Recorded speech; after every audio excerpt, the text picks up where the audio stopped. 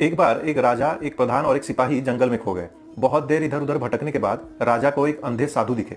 उन्होंने साधु का चरण स्पर्श किया और उनसे पूछा कि हे महात्मा, मैं इस जंगल में खो गया हूँ, मुझे महल की तरफ जाने का रास्ता बताएं। तो साधु ने राजा को रास्ता बता दिया।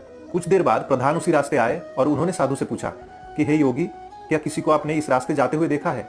तो साधु ने कहा, जी हाँ, मैंने ही राजा को इसी रास्ते से भेजा है। कुछ देर बाद उसी रास्ते सिपाही आया और उसने साधु से पूछा कि अरे ओ बाबा जी, क्या किसी को आपने इस रास्ते जाते हुए देखा है?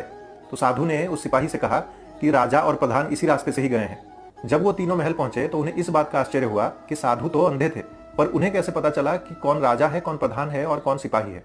तो तीनों फिर से जंगल में वापस गए और साधु से यही सवाल पूछा। तो साधु ने कहा कि राजा ने मुझे महात्मा कहकर संबोधित किया, प्रधान ने योगी कहकर और सिपाही ने अरे ओ बाबा जी कहकर। इसी से मैं समझ गया कि किसका दर्जा क्या है।